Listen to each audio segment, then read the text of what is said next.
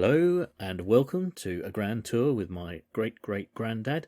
My name is Ed Hill and this is episode 30 of the podcast that revolves around the journals of my great-great-grandfather William Mowbray Campbell Scott, written in the 1840s. If you're tuning in again, thanks very much for listening, and I hope you're enjoying the journeys and travails and observations of old great-great-granddad Bill. If you're tuning in for the first time, welcome.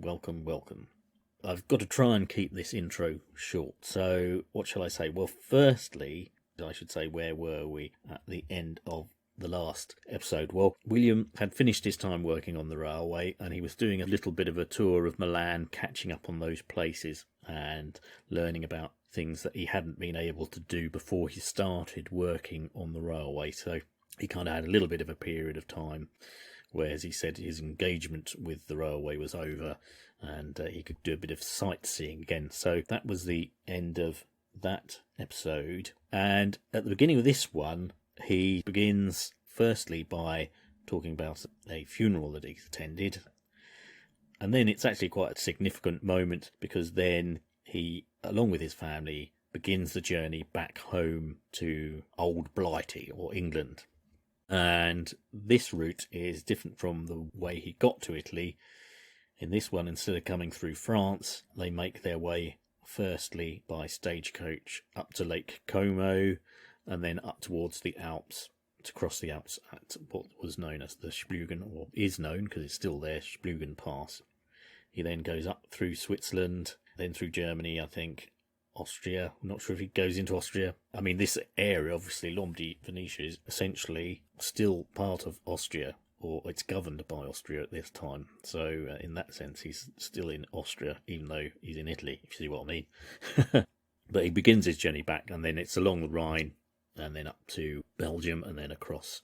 They get to Ostend, and they actually then cross from Ostend back up to the Thames, and I think they land at Dartford, I think.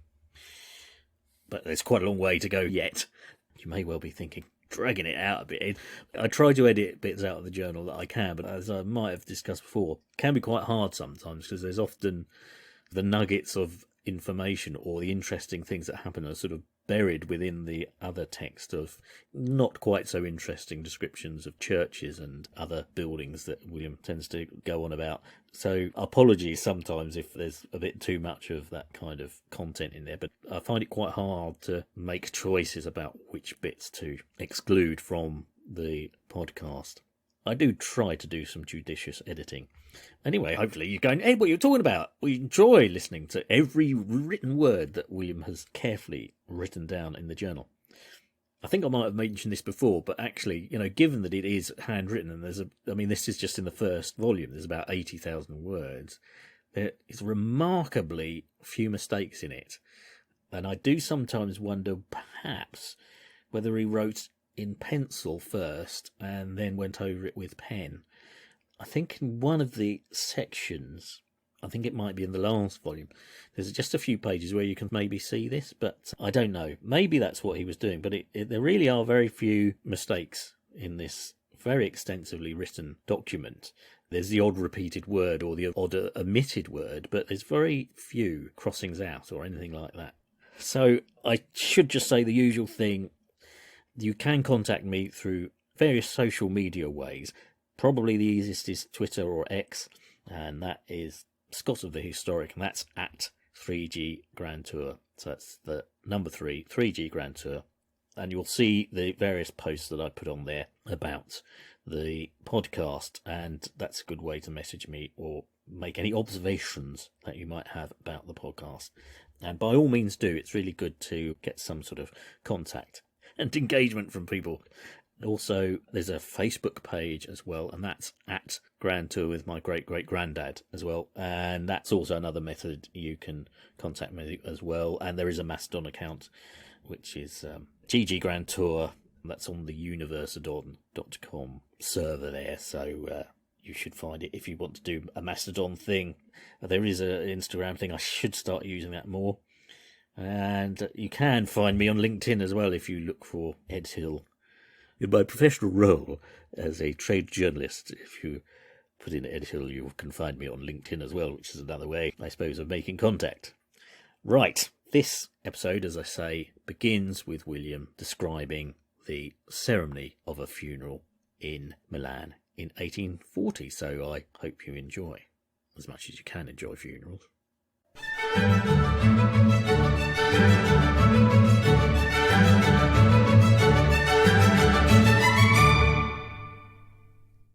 I will now go on to give some account of the customs of Lombardy Venetia. As to their marriages, I cannot give any account, not having been fortunate to be present at the ceremony of that kind.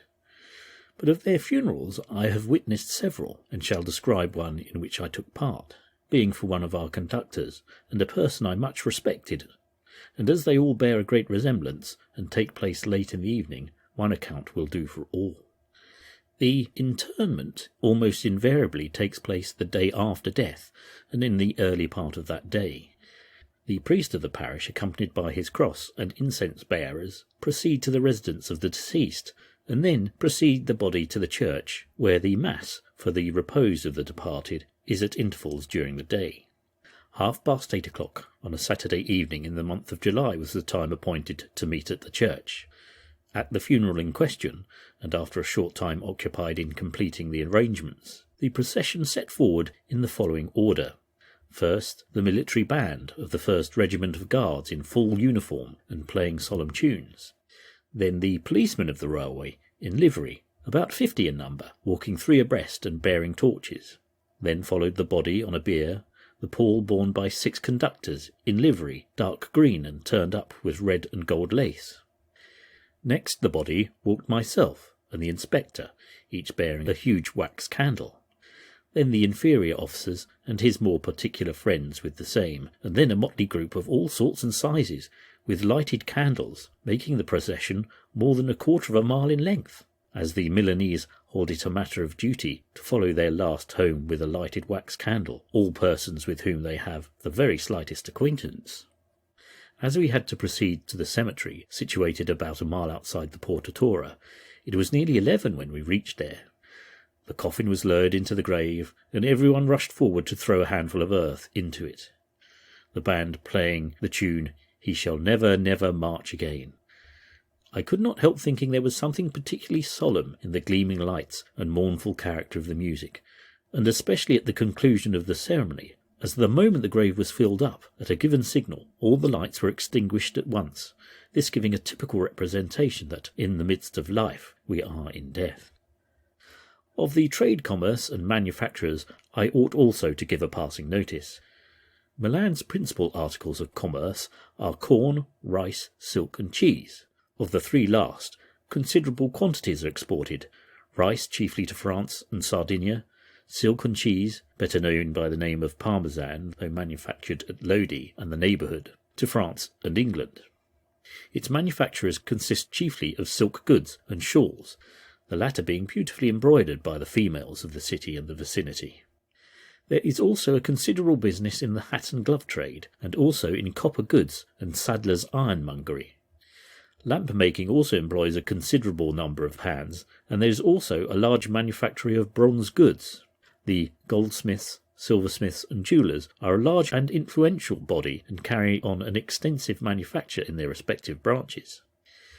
The making of priests' robes, candlesticks, sacred vessels, etc., for the churches is upon a large scale, the Milanese artists supplying the greater part of Italy. Of late years, printing has increased to a considerable extent, both in translations and in the original works. There is one large establishment, under the patronage of the Archbishop, for printing cheap religious works, tracts, etc., as well as the most extensive breviaries. Breviaries is just another word for daily services, really.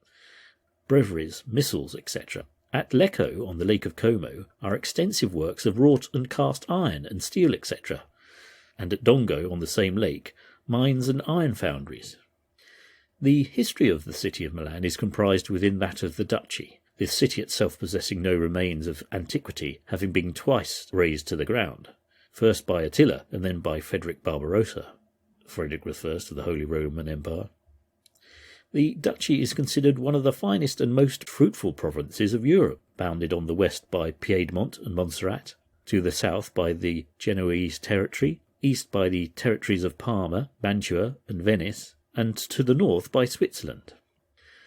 So William then goes into a potted history of Lombardy, Venetia, which I'm not going to read here because it's accurate, but it's sort of ground we've been over before, really. So I just thought I'd skip this bit a little bit. The Kingdom of Lombardy, Venetia is bounded by Switzerland, Germany, the Adriatic Sea, the Papal States, Modena, Parma and Sardinia. It is watered by the Tagliamento, the Piave, the Brenta, the Adige, the Po, Ticino, Mincio and Adda. The principal lakes are those of Como, the Lago Maggiore, and those of Iseo and Garda. The country is for the most part level, but towards the north it is broken by spurs of the Alps, and to the west of Padua lie the Oganian Mountains. I think they're generally called the Oganian Hills these days. Mostly of volcanic origin, and from 1700 to 1800 feet in height. The kingdom is in most parts well cultivated and resembles a garden, but the climate is cool in the northern districts near the Alps, but is in the remaining parts warmer, mild and healthy, although not free from frost in winter, and on this account it sometimes happens that the olive, orange, citrus and other tender plants, as well as the vineyards, are injured by the cold. Even the lagoons at Venice are sometimes frozen so hard that a traveller might walk a considerable distance or even drive a carriage upon them. The animals of the country are neat cattle, tolerable horses, sheep with very coarse wool, numerous birds and fish. Agriculture is the chief dependence of the inhabitants. The soil is fertile and very productive of maize and other species of grain, leguminous plants, garden fruits, flax, etc. Lands that are swampy are devoted to the cultivation of rice, of which part is consumed in the country and the rest exported to Germany and France. The production of oil and wine is also much attended to. Besides the fruits above named, chestnuts, almonds, figs, and many other fruits grow in great abundance. The principal manufacture are those of glass, silk, and iron, and the production and manufacture of silk is attended to throughout the whole kingdom. The manufacture of glass at Venice and Murano was once important, and their mirrors much celebrated, and even now artificial pearls and glasswork of all kinds are executed in great perfection. The manufactories of steel and iron are chiefly to be found at Brescia, where firearms, sabres, knives, etc. are made. Porcelain and pottery, carpets, paper, many articles of luxury such as masks, artificial flowers, pomatum, hair oil, confectionery, perfumes, sausages, candied fruits, vermicelli, macaroni, and costly jewellery are also produced. This country is dependent upon Austria, but in April 1815 Francis I, the then Emperor, gave it a constitution. It is governed by a viceroy and is divided into the governments of Lombardy and Venice. The administration of each is entrusted to a lieutenant governor and council, dependent upon the highest authorities at Vienna. The government area of Lombardy contains 2,200,000 inhabitants on 8,270 square miles of territory, and its capital is Milan, whose population is 175,000. The government area of Venice contains a population of 2 million upon 9,330 square miles. Its capital, Venice, has a population of 110,000. Right, I'm going to stop here to say a few things after Williams has done his extensive list of various objects and foods and things that are manufactured and exported from Lombardy, Venetia, and the government and population figures, etc. Firstly, it's quite interesting him giving his account of the funeral of the guard who he has a great deal of respect for. All I can say really about that is that maybe the reason that so many people attended the funeral was that at that time posters would be put round the town and around the city announcing someone's funeral. And in fact, that's, I wouldn't exactly say common these days, but it does still happen sometimes. And Italians generally do have fairly large funerals, or they did in those days anyway. So, it's not surprising that there were a lot of people there. And even those who may have only been acquaintances of this person would have attended. Just moving on to the climate and stuff that William describes, and he mentions this thing about in Venice, the lagoon freezing over. That is very rare, but it does happen from time to time, and it strikes me looking at the history of it, it's usually when a wind called the Boro, which is a northerly wind, comes down from the Alps and affects Italy in that way, and generally they have much colder winters then. The last time there was any substantial freezing of the lagoon was in 2012, but in 1985 apparently there was a bit of the lagoon that was so frozen over that they could have a football match on it.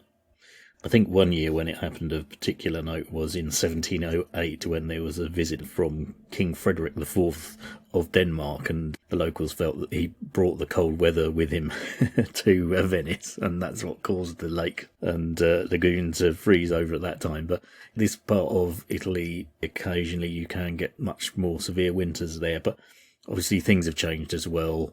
Venice has been dredged more and things like that, so it's less likely that this freezing happens as often as it once did in William's time. But there are lots of pictures, rather like there are of the Thames, of people in Venice on the ice, on sleds and playing games and things like that. So down the years, yes, there's plenty of pictures of this phenomenon happening. The other thing that piqued my interest was William describing some of the local industries and trades and talking about Lecco and Brescia and stuff, and obviously Murano glass as well. Firstly, just to say that Brescia, he mentions that it's an area where firearms are made and guns, and that has been going on in that area for centuries.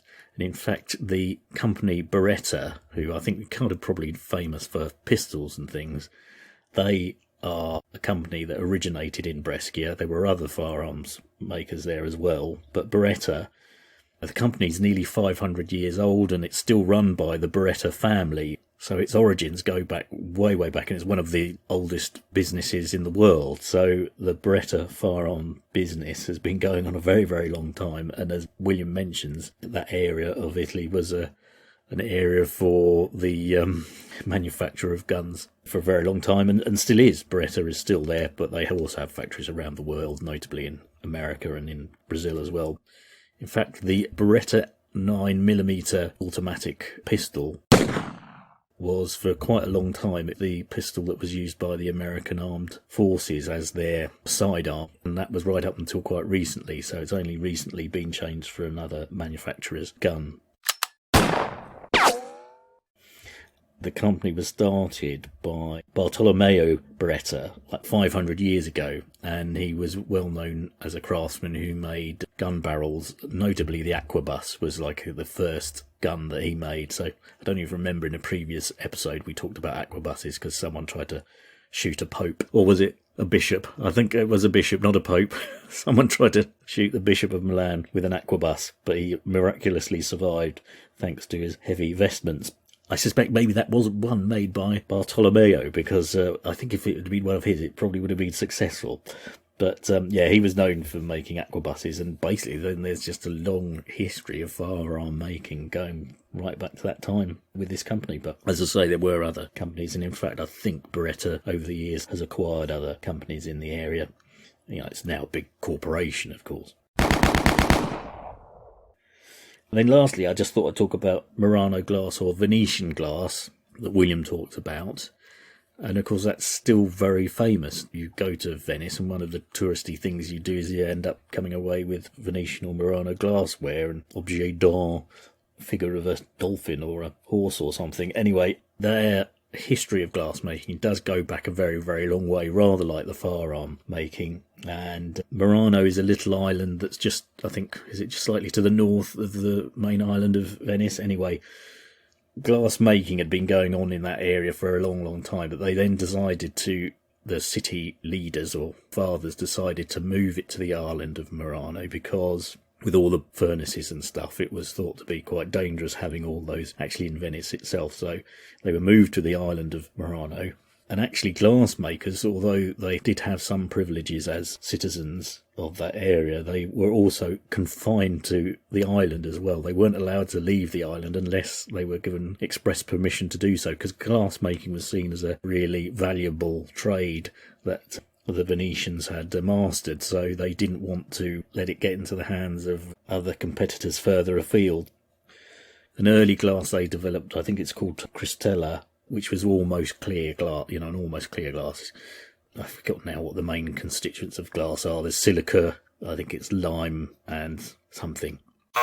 The main ingredients of glass are silica, soda lime, magnesium oxide, aluminium oxide, and small quantities of sodium sulfate and sodium chloride.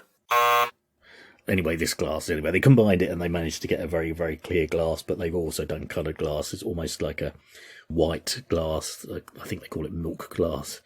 There's another speciality, but all lots of colours and things.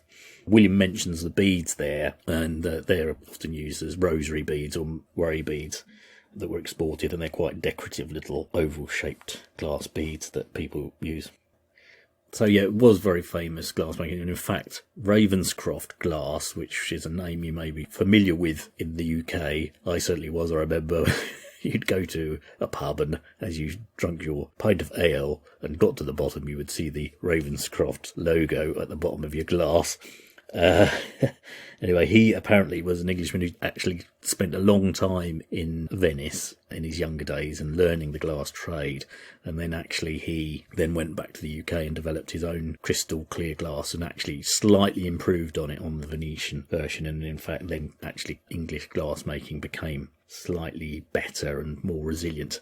I think the trouble with the Venetian glass was that it was quite brittle, whereas Ravenscroft managed to develop a technique of making the glass that was clear but also much stronger. So if you're drinking your jar or your pint and you see the Ravenscroft name, you know that that company's origins date back to the glass making trade in Venetia. But yeah, it's still, as I say, it's still very famous. Although it's apparently had a massive decline, and I think I saw something about at one time in the 1990 there were about 12,000. I need a toenail clipper. Well, they're in the usual place, aren't they? With all they're not usually there. Well, they're in their kitchen then, maybe. Where's the toenail clippers? Sorry, there's like distraction off stage, as it were. So before I was rudely interrupted, I was just saying that it is unfortunately a bit of a declining trade, because I think in 1990 apparently there were 12,000 businesses involved in making glass in the Milan area. Now it's down to 1,000 or something, so it's had a dramatic decline. But certainly as a tourist business, it's still something that people do, and you can still purchase items made from Murano glass. Actually worth looking up some of the examples of the work that they did. It's very sculptural and impressive, some of the designs that they used to do and still do.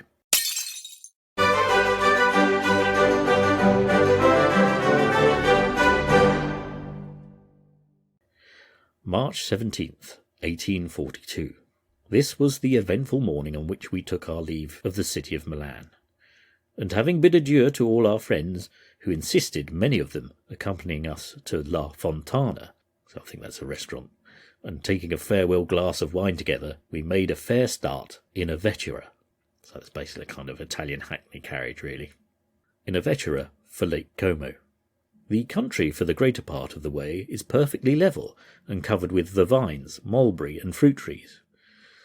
About 5 miles from Como, the country begins to become mountainous, and immense rocks peep out in various directions. But wherever there is any soil, the ground, to the very tops of the mountains, is thrown into terraces and covered with vines.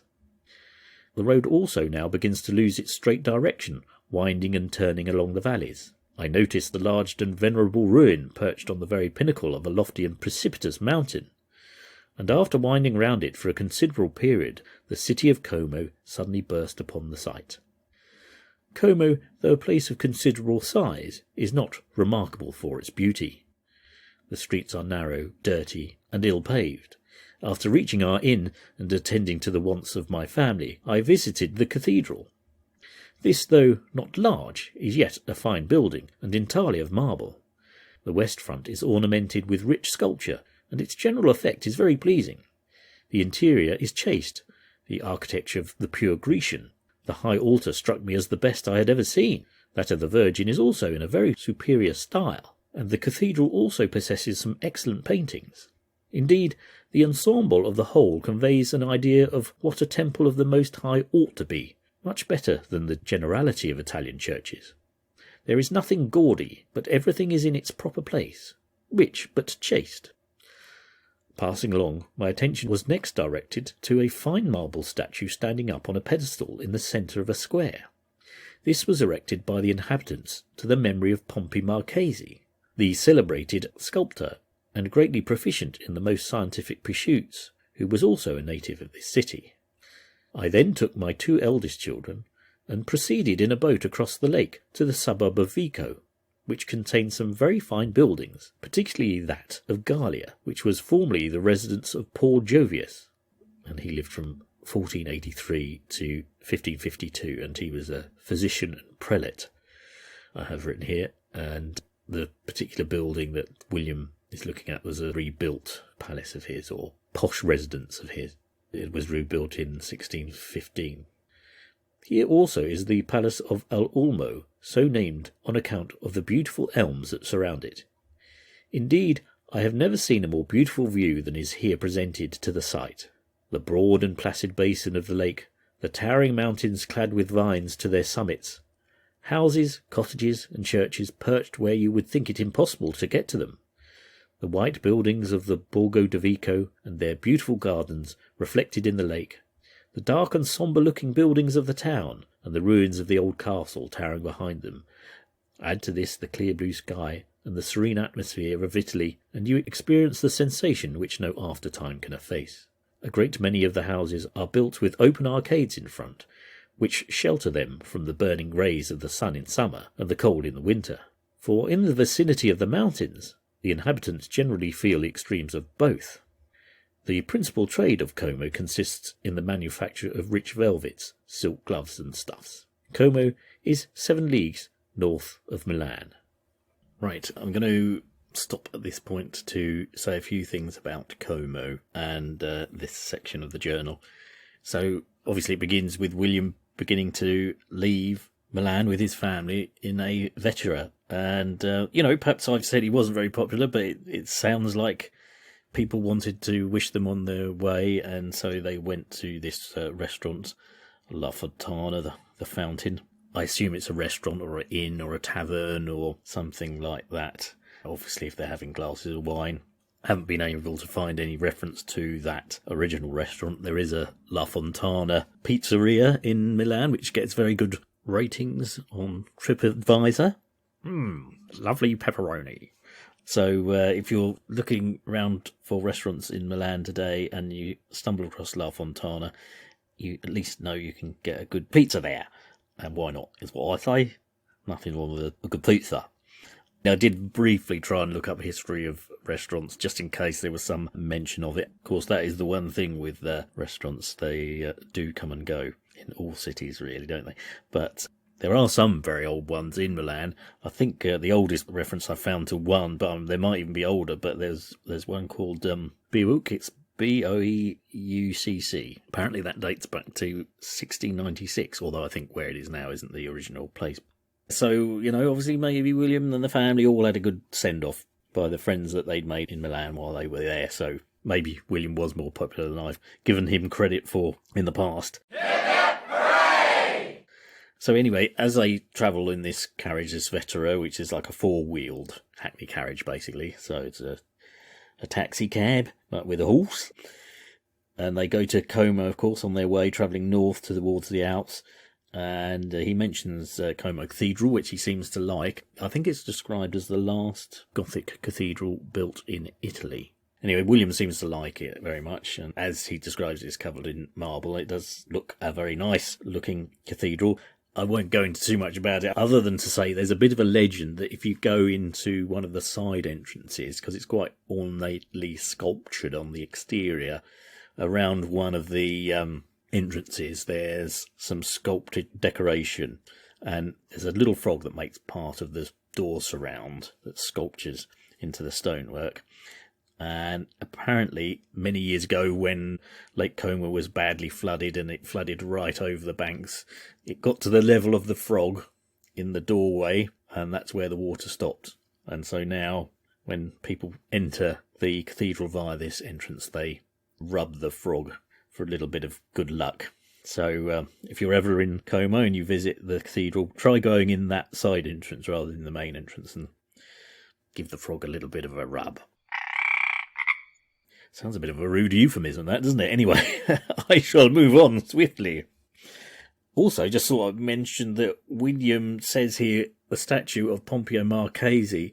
He's getting a bit confused here because the statue was by Pompeo Marchese, but the statue is actually of Alessandro Volta, the inventor of the battery and great physicist who pioneered many elements relating to electricity and who was born in Como and actually resided there pretty well most of his life. He did spend time in other places around Europe, but he seems to have always returned to Como as his residence. And I think also later there's a big museum built in about 1870 dedicated to him in the city as well. But this statue that William's talking about of Alessandro Volta was sculpted by Marchese, because I thought that was right with the years and that, because Marchese was really a contemporary of William's and would have been alive at that time.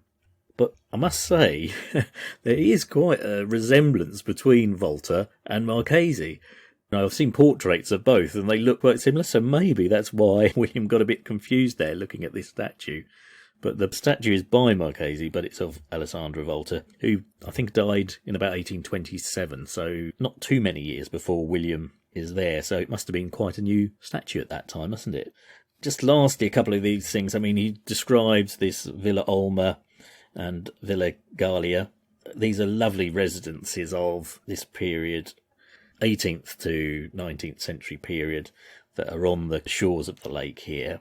And as he says, the Olma is one because of the elm trees that surrounded it, which aren't there now. But if you see pictures, of course, it looks very picturesque, like Como.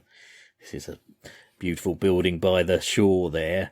But he mentions the Villa Gallia as well, and I think I said it was residence of Paolo Giovio, Giovio. Anyway, on that site, this is dating back to much earlier, about around the 15 and 1600s, he had a residence there and he set up what was called a museum. And this is almost like the origins of the museum.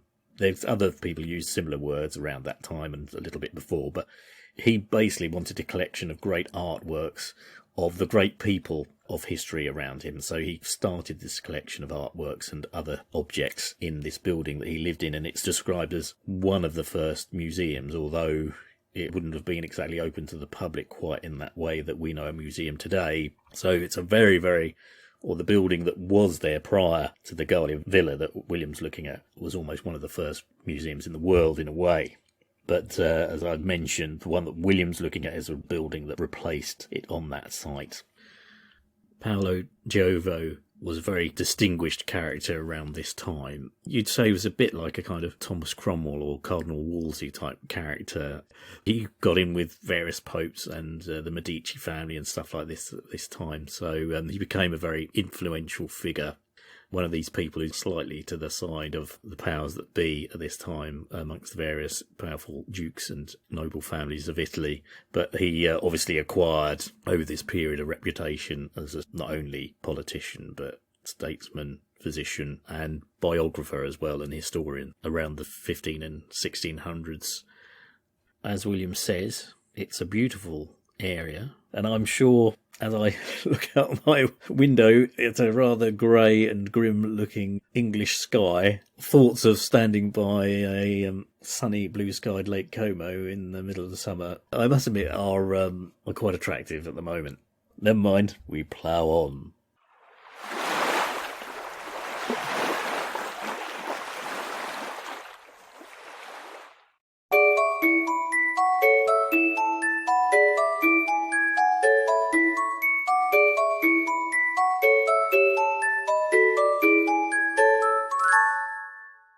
March 18th. Went on board the iron steamboat Veloce for the purpose of proceeding to Calico at the head of the lake. Famed as this lake is for beautiful scenery, report has not exaggerated it.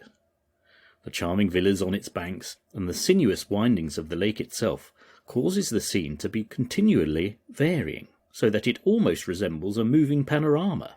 Lofty and precipitous mountains of all shapes and hues interspersed with the immense rocks, and wherever man can plant his foot, even to the very topmost height, there flourishes the vine.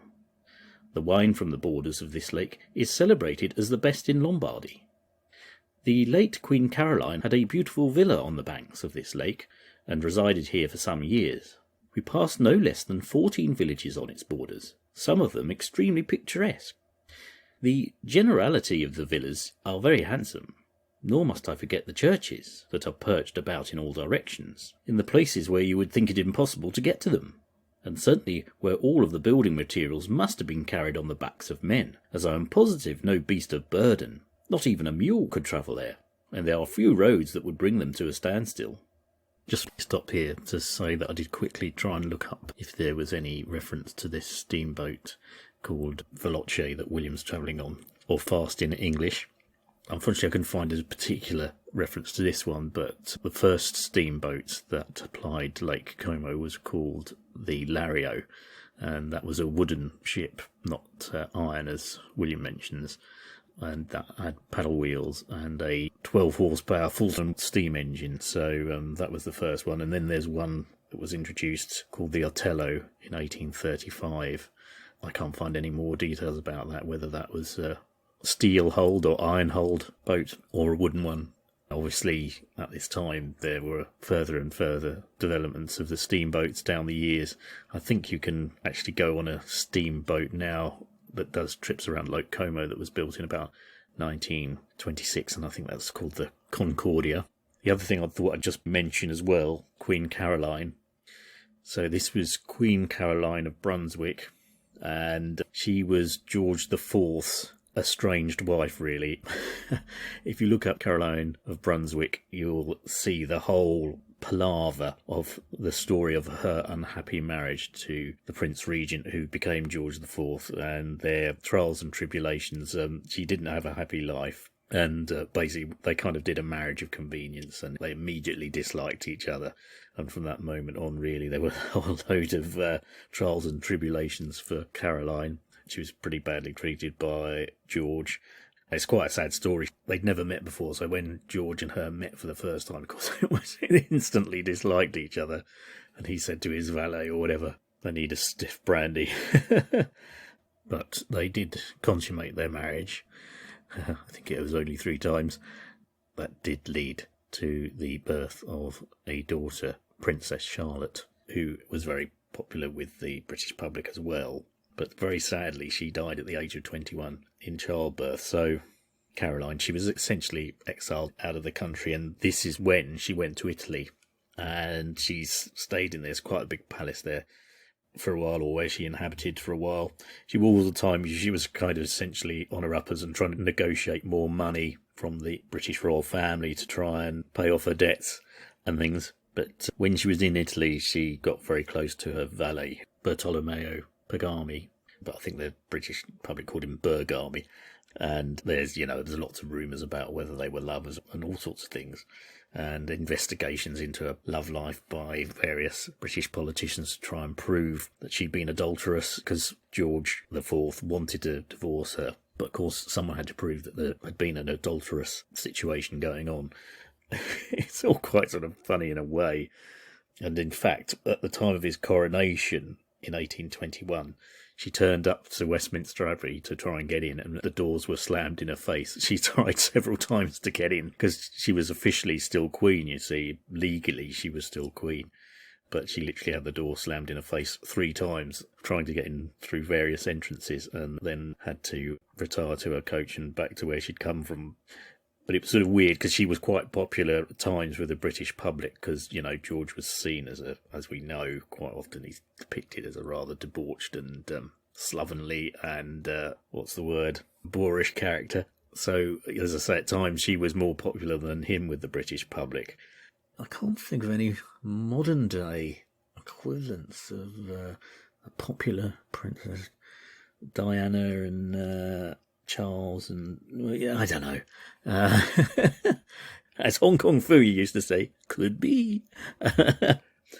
So that's the Caroline he's talking about. I should just basically say she was a pretty notorious character. And it would only have been 20 years before William's time, so she would have still, I imagine, loomed quite large in people's memories at that time in Britain. Another thing, I've written a note here because actually at this point in the journals, there was a very old pin that was stuck in between the pages to keep them together. I do remember I just made a note of it because it's still there, it's still in the journals. Whether this pin dates all the way back to 1840, I don't know. It's very old, so if it doesn't date back to 1840, it probably at least dates back to maybe the early 20th century, because perhaps it was my grandfather, Archibald, who stuck it in there. But anyway, when the books were rebound, the bookbinder left this pin in.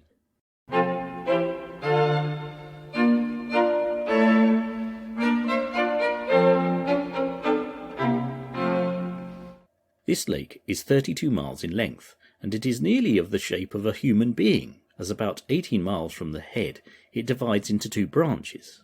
Colicchio is situated at the head, Como and Lecco at the 2 feet. Its waters abound with every description of fish, and on its banks are extensive quarries of black marble and mines of iron. The river Adda enters this lake at Fort Fuentes, and issues from it at Lecco. This lake is elevated 700 feet above the level of the sea. The peasantry seldom occupy their mountain cottages through the whole year, but retire to the valleys during the more inclement seasons. We reached Colicchio at 11 o'clock, and having procured the vettura, proceeded en route for Chiavenna. The road winds around the head of the lake, and along the foot of the mountains there is also another smaller and shallower lake connected to that of Como. In one place, where an immense rock projects far into the water, a tunnel is cut through it, and this part of the road is highly picturesque. You soon after leave the lake and mountains and proceed along the banks of the river Mera. The road from Colicchio is nearly dead level, and perfectly practicable for a railway, which was in agitation, viz. A railway from Milan to Como, steamboats on the lake, and railway thence to Chiavenna. When William uses the word agitation here, he means it in the sense of something that the public were demanding or crying out for. We reached the latter place at 3 o'clock. This is the principal town of the district, and is completely buried amongst the mountains, and is certainly a most curious-looking place. On the top of a high rock, which overlooks the town, are ruins of a castle, celebrated in the history of the Grisons for its almost impregnable strength. Until the year 1798, this town, as well as the district of the same name, was in the possession of the Grisons, when it was united to the Italian Republic of Napoleon, as the arbiter between the people of these territories and the Grisons.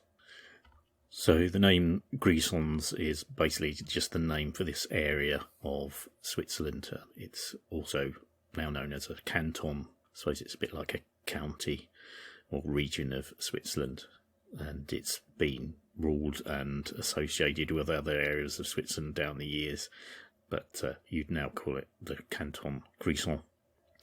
The chief employment lies in the transport of merchandise, as it is the principal communication between the Milanese and the German states.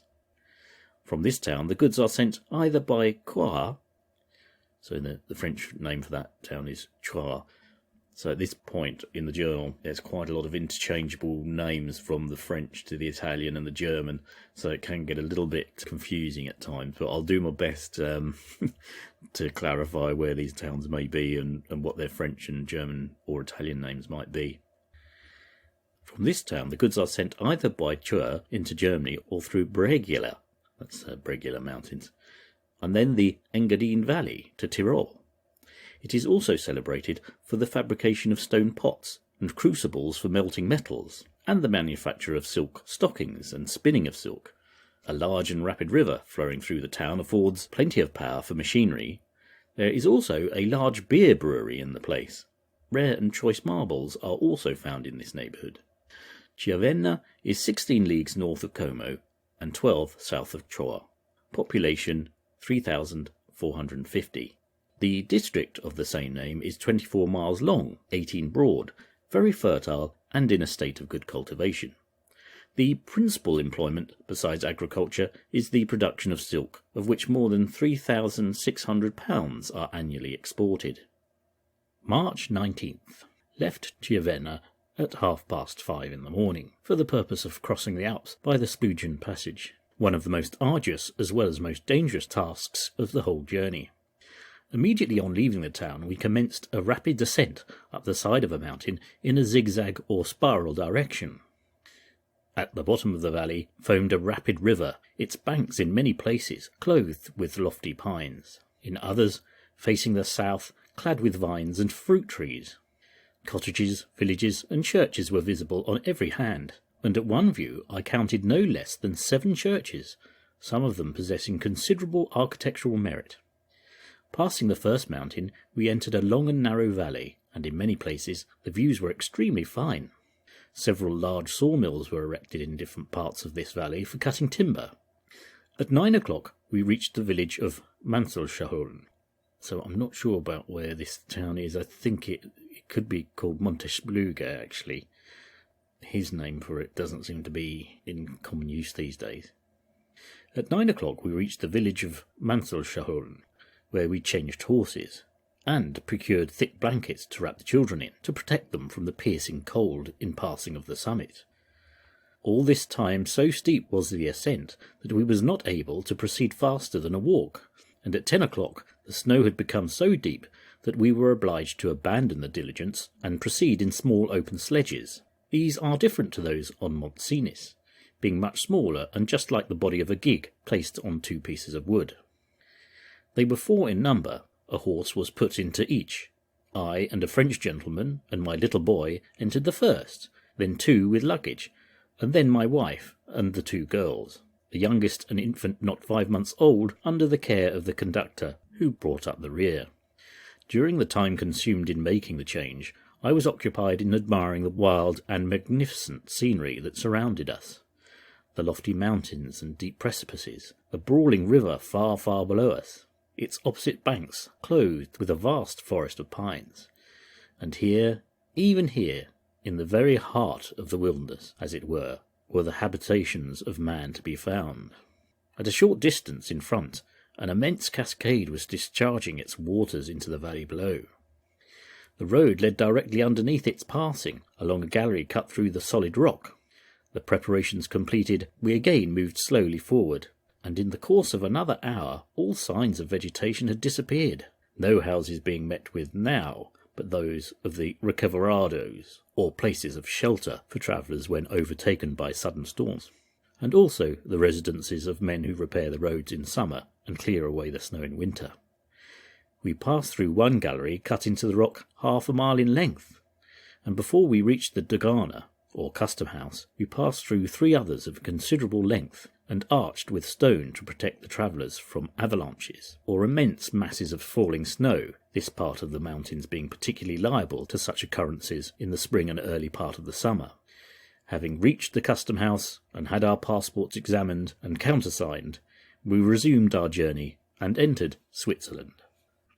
Okay, this is the last section I'm going to talk about. I thought I'd discuss the Splugen Pass that William is travelling over from Italy into Switzerland. Just thought I'd mention firstly, actually, as ever with William's things, you don't get much insight to his family here.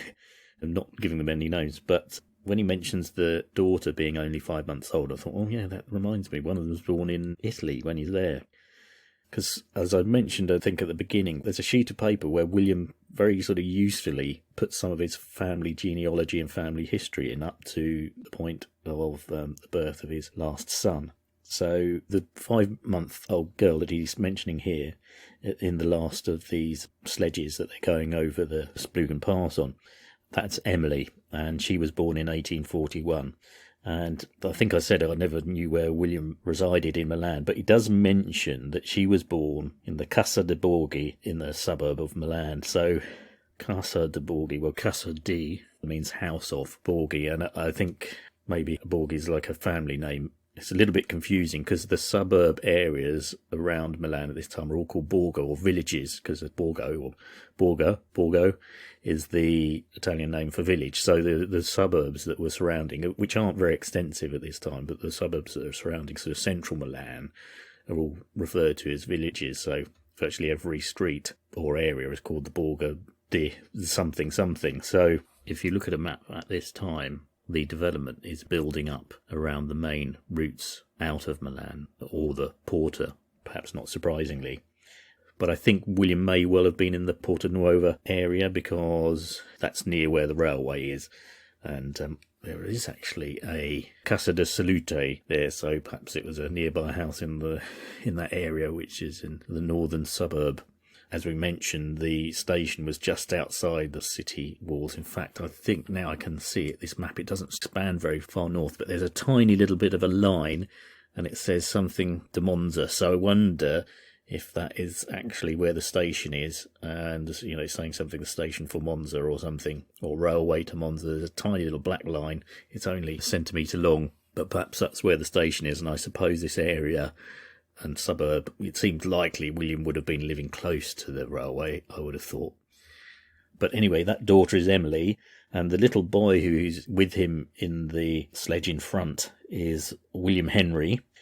I don't know really what happened to William. I'm not sure if he may have died later, but the other daughter is Isabella, and she was born in the UK. So both William and Isabella were born in Lambeth in Surrey, and Emily is born in this suburb of Milan, in the house of Borghi, Casa de Borghi.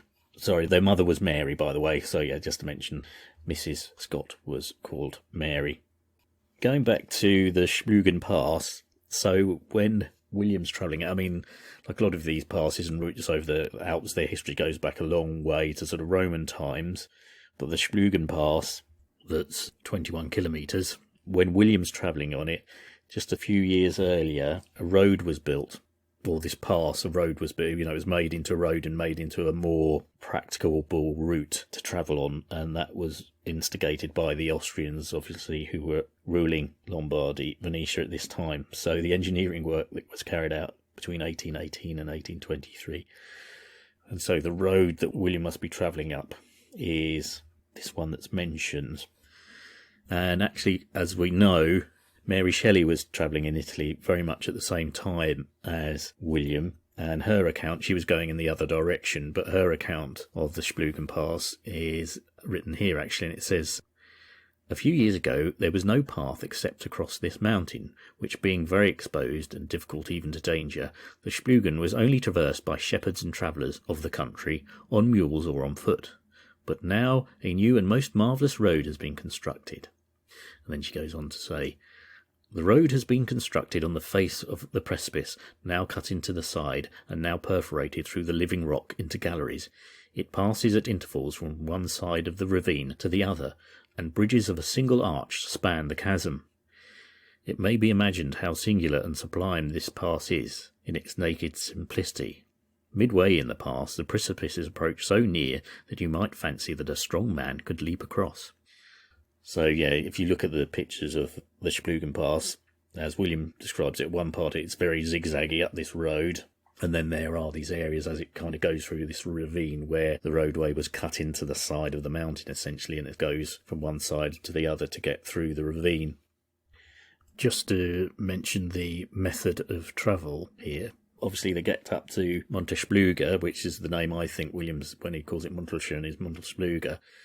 They get up to there by stagecoach or diligence, and then they have to go over to these sledges, as he describes them, and they are basically, they're not like little carriages on sledges, they are just open trucks, open bins on sleds really, and you get shoved in there with your luggage and be pulled along by a single horse. There's quite a good illustration that I might put up showing what they look like.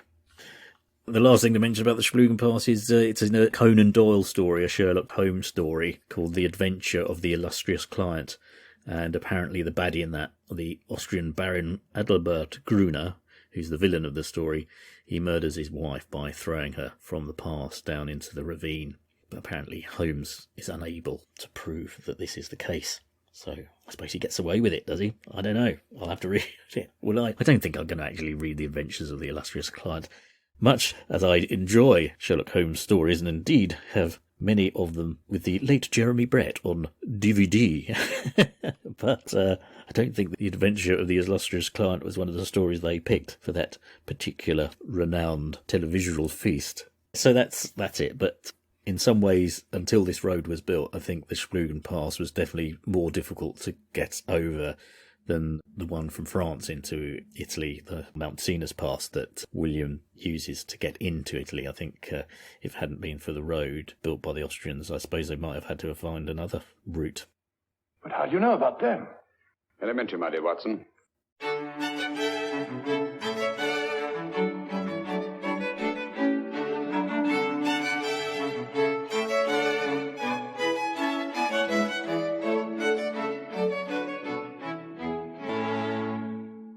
So at this point, I'm going to end the episode.